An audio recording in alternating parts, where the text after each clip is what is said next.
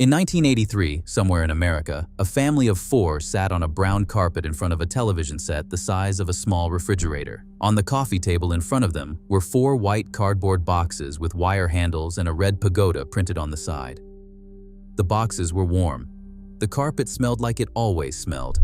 Nobody moved to get a plate. Hi, my name is Jason, and this is Lost Asian Foods. This channel exists because the food that built communities, fed families, and sat on 10 million coffee tables is disappearing. Not from China, from memory.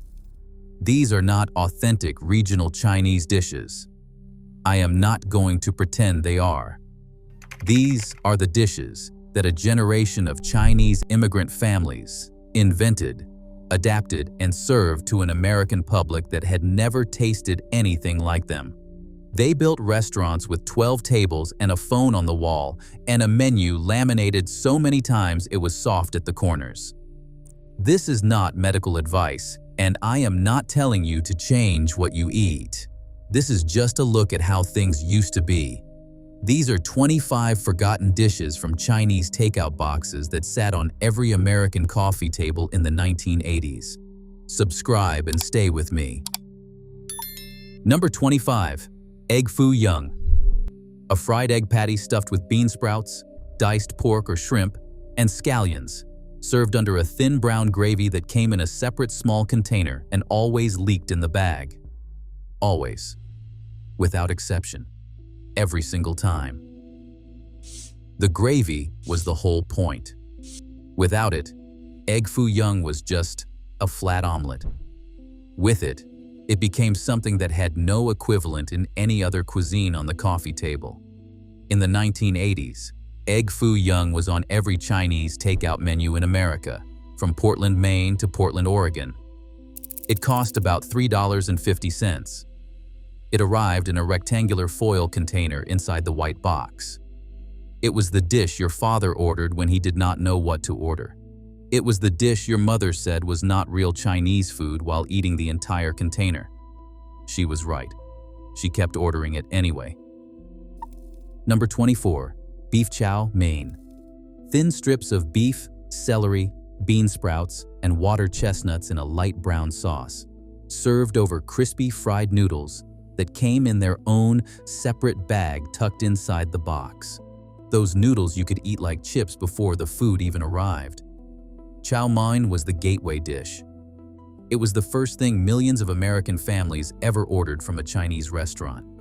In cities like Cleveland, Detroit, and Baltimore in the 1980s, a family's relationship with Chinese food began, and sometimes ended, with beef chow mein. The water chestnuts were the thing that divided people. Children pulled them out. Adults ate them and felt sophisticated. That crunch inside a soft brown sauce was the whole education. Number 23. Sweet and sour pork.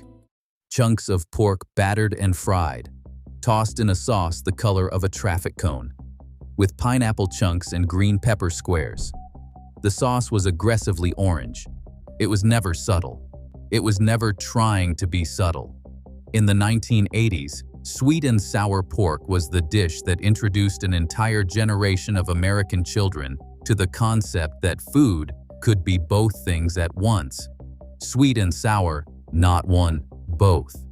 The pineapple confused people who had only ever seen pineapple on a dessert.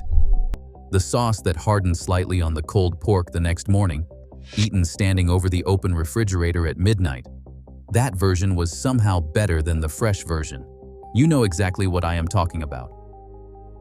Number 22. Moo goo gai pan. Sliced chicken with mushrooms and snow peas in a pale, delicate white sauce. This was the quiet dish, the dish that never got talked about. No drama, no neon orange sauce, no crispy noodles, just clean, milled, and honest. Moo goo gai pan was the dish your grandmother ordered because it did not frighten her. She was not ready for black bean sauce. She was not ready for garlic. Moo goo gai pan met her exactly where she was. The name in Cantonese means mushroom chicken slice. It was a real Cantonese dish that survived the translation into American takeout menus almost completely intact. That almost never happened. Most dishes on this list were invented on American soil. This one came over with the first wave of Cantonese immigrants and stayed without changing. That kind of loyalty deserves respect. Number 21. Wonton soup. A clear broth, pork-filled wontons with thin translucent skins, a few slices of roast pork on top, and a single scallion ring floating in the center as if placed there by an architect. The soup came in a white container with its own wire handle, a box inside a box, and you had to peel back the tab carefully, or the whole thing collapsed into your lap, which happened to everyone at least once, and nobody admitted it. The wonton skin, when it had been sitting in the broth for more than 20 minutes, became something else entirely, softer, almost silky, falling apart at the edges in a way that felt deliberate. And some people hated that texture. But those people were wrong, and I will not be taking questions on that. The soup cooled fast, so you ate it first, before the fried rice, before the egg rolls, before anything else hit the table. And by the time you circled back to everything else, it was perfect. That was the system. Your grandmother understood the system. Number 20. Egg drop soup. Egg drop soup, silky and comforting broth. Chicken broth with ribbons of cooked egg floating through it like golden threads, thickened slightly with cornstarch, finished with a few drops of sesame oil and a scatter of scallion. It cost $1, sometimes less. That meant it was the soup you ordered when you were sick, and it was the soup you ordered when you were not sick, because it was $1 and it tasted like someone in that kitchen actually cared about you personally, which is a remarkable thing to get for $1. The cornstarch thickening was the thing that separated egg drop soup from every other broth in American takeout culture, because it was not thin like a consomme, and it was not heavy like a cream soup. It existed in its own category entirely, something warm and slightly silky that coated the inside of your throat on the way down and settled in your stomach like a decision you had made correctly. You were done with it in the first 30 seconds, and you were thinking about ordering a second one by the 31st. Number 19. Pork fried rice. Day-old rice, scrambled egg, char siu pork, peas, carrots, scallion, and soy sauce, cooked in a wok running so hot it left a slight char on the bottom of the rice. You scrape that char out of the box with a plastic fork at the very end, when everything else was gone. That char was not an accident. It was the signature of a cook who understood exactly what they were doing and had been doing it the same way for 20 years. The rice came in its own white box. It was always the most ordered item on the table, 3 boxes for 4 people. That was the math every time, without discussion. The soy sauce turned everything a warm amber color, while the egg ribbons folded through it like something woven rather than scrambled.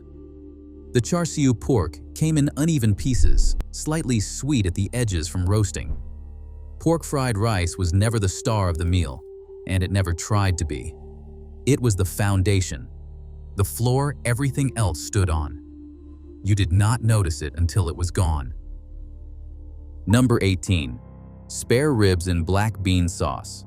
Small sections of pork ribs were steamed with fermented black beans, garlic, and fresh ginger until the meat pulled away from the bone with almost no effort.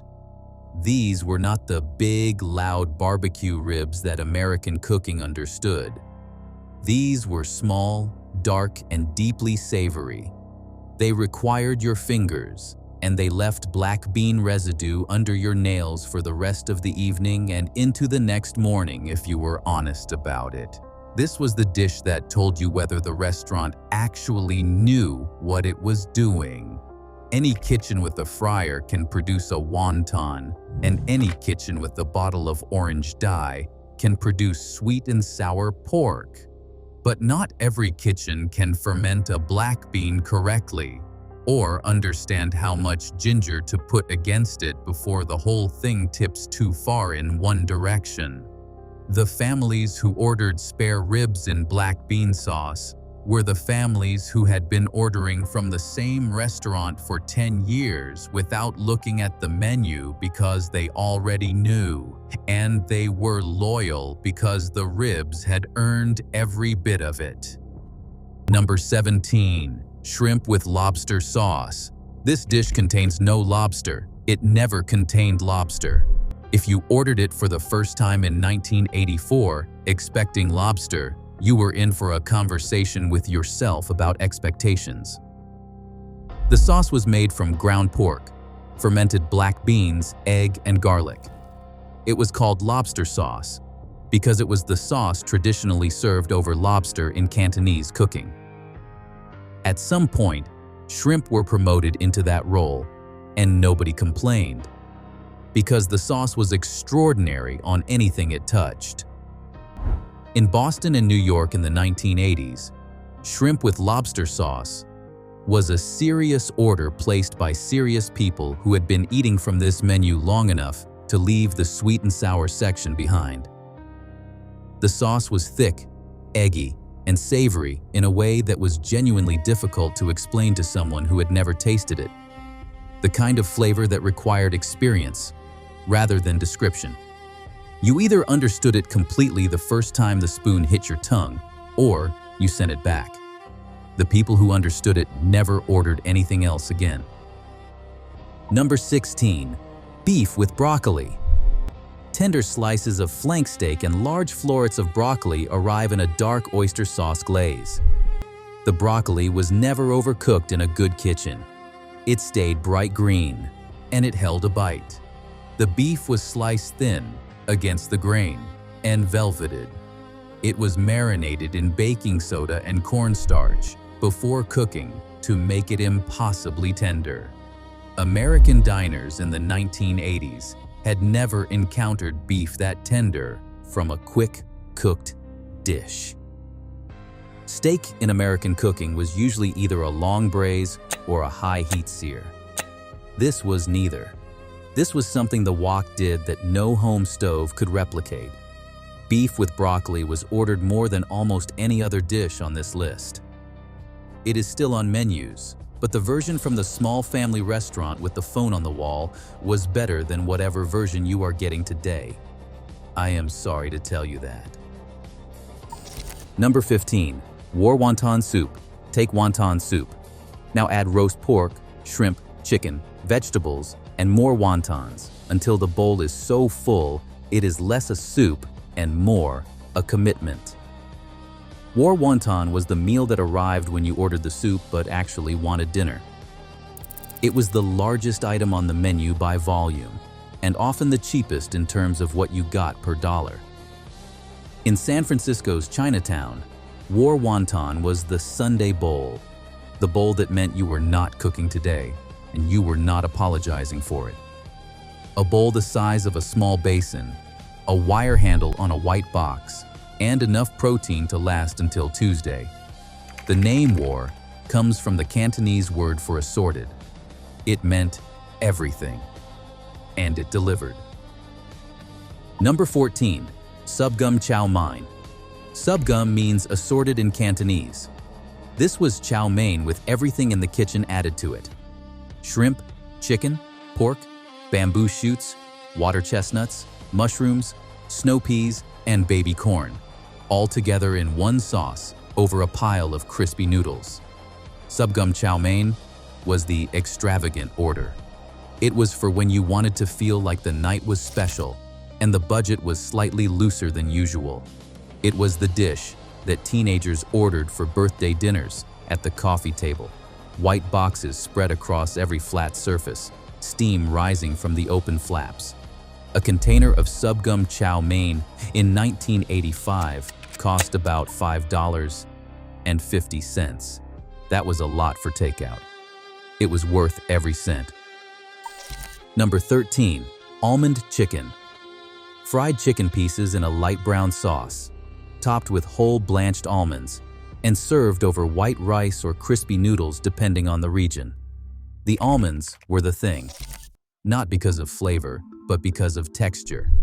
You had fried chicken and sauce, and then suddenly, in the middle of it, a firm, cool resistance that snapped. Almond chicken was a Midwest invention. It was heavy in Detroit, Chicago, and Minneapolis. Cantonese immigrants adapting to local tastes added the almond as a bridge between American and Chinese cooking, something familiar and something unfamiliar. It worked.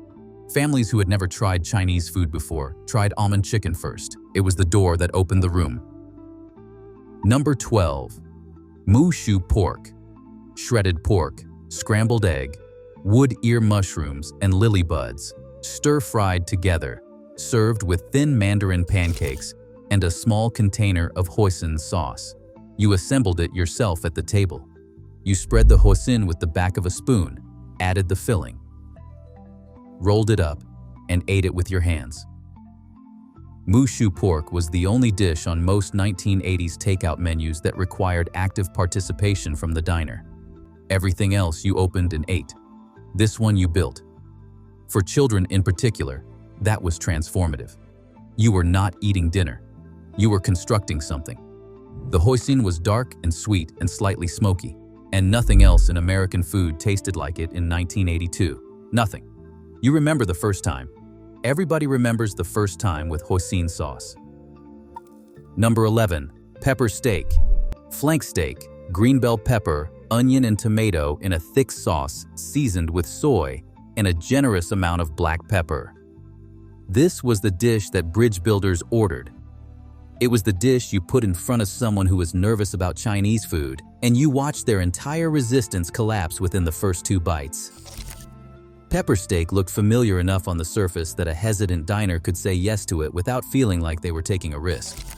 It had steak, it had pepper, it had vegetables. These were known quantities. But the sauce was not anything American, and the beef was cut in a way no steakhouse in the country cut beef.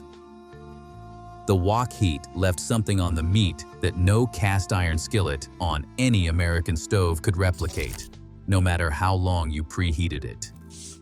Pepper steak converted people quietly and permanently.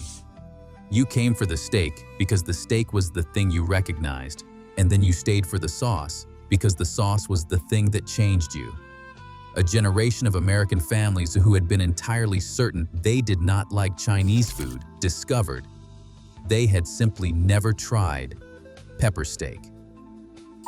Number 10. House Special Fried Rice. This was the fried rice that contained everything: shrimp, chicken, beef, char siu pork, egg, peas, carrots, and scallion, all in one box. The House Special Fried Rice cost about $1 more than pork fried rice, and it was worth it every time. Different restaurants built their House Special differently. The shrimp at one restaurant would be large and clean. At another, they would be small and buried. Finding the restaurant where the shrimp in the House Special Fried Rice was generous and fresh was the culinary achievement of the decade.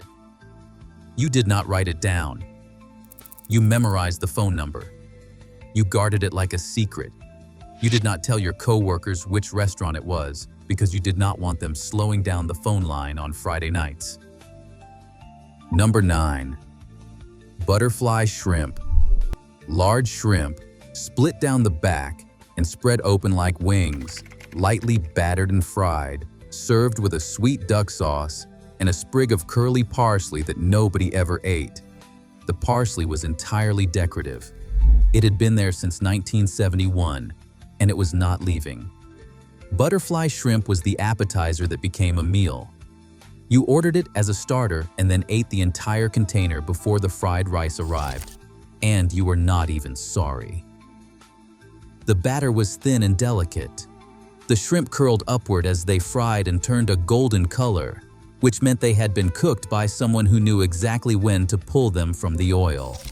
That timing was the whole skill. 5 seconds too long and the shrimp turned to rubber. The best kitchens never went 5 seconds too long.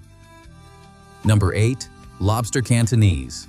A whole lobster, split and stir-fried with ground pork, black bean, garlic, egg, and scallion in a sauce that turned the lobster shells red and coated everything in something rich and deeply savory. This was not an every week order. This was the celebration order. Someone got a promotion, someone graduated, a relative was visiting from out of town. Lobster Cantonese was the dish that meant tonight is different. A whole lobster arriving in a white cardboard box was an event.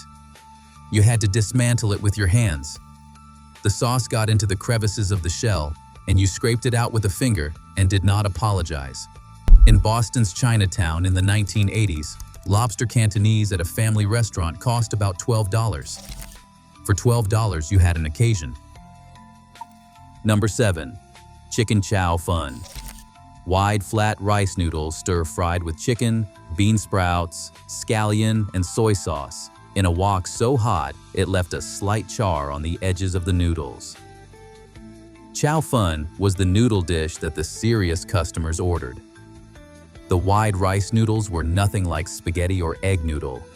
They were slippery and dense, and they absorbed the soy and wok flavor in a way that thinner noodles could not. Children who grew up eating chicken chow fun from those boxes had a different relationship with carbohydrates than children who only ever ate Italian pasta. They knew there was another world. The char on the edge of the noodle was the proof that someone had cooked it correctly. That char had a name. In Cantonese cooking, it is called wok hei, the breath of the wok. You cannot fake it. Number 6. Four seasons. Shrimp, beef, chicken, and pork. Each cooked separately with its own vegetable, arranged in 4 quadrants over white rice like a compass. One dish that was 4 dishes. The visual presentation alone was worth the price. You had never seen a takeout container open to reveal 4 distinct sections before. It looked like someone had been thinking about it. The 4 proteins meant 4 different textures and 4 different sauces, all arriving in one box. The shrimp section always went first, then the beef. The pork section was always the last one standing, because nobody ever admitted they wanted pork the most. They did. They just ate the shrimp first, for appearances. Number 5. Beef with snow peas. Tender sliced beef with whole snow peas in a light sauce that let both ingredients speak without drowning either one. In 1983, snow peas were not something most American home cooks had encountered. They were flat and bright green and slightly sweet, and they snapped when you bit into them with a freshness that stir-fried vegetables in American cooking almost never had. Beef with snow peas was the dish that introduced a generation to the idea that a vegetable could be cooked quickly and stay alive. Not boiled for 20 minutes until it surrendered. 2 minutes in a hot wok, still green, still snapping. Your grandmother watched you eat this and said, "The green beans look undercooked." The green beans were not undercooked. The green beans were exactly right. Number 4. Pork with garlic sauce. Shredded pork in a dark, complex sauce of garlic, chili, black vinegar, soy, and sesame oil, served with vegetables and white rice. This was the dish for people who had been ordering Chinese food long enough to leave the orange sauce behind. Pork with garlic sauce had heat. It had vinegar. It had a depth that no single ingredient could explain. The sauce was the sum of everything in the back of a Sichuan-influenced kitchen. Not purely Sichuan, not purely Cantonese. Something that had evolved in American Chinese restaurant kitchens to satisfy customers who wanted more complexity without going all the way to the frightening end of the menu. The frightening end of the menu was usually where the best dishes were. Pork with garlic sauce was the first step toward the frightening end. Number 3. Shrimp egg roll, not the pork egg roll, the shrimp one. Slightly longer, slightly thinner, with a filling of shrimp, cabbage, and glass noodles wrapped in a skin so crispy it shattered when you bit into it. The duck sauce on the side was fluorescent orange, intensely sweet, and completely irresistible. I refuse to apologize for that. Shrimp egg rolls were always ordered in quantities that exceeded reason. A family of 4 ordered 6, 8, 10. They ate them while the rest of the food was still being unpacked. The egg rolls were gone before anyone sat down properly, every time. And every time someone said we should have ordered more egg rolls, they were right. You should always order more egg rolls. Number 2. General Tso's chicken.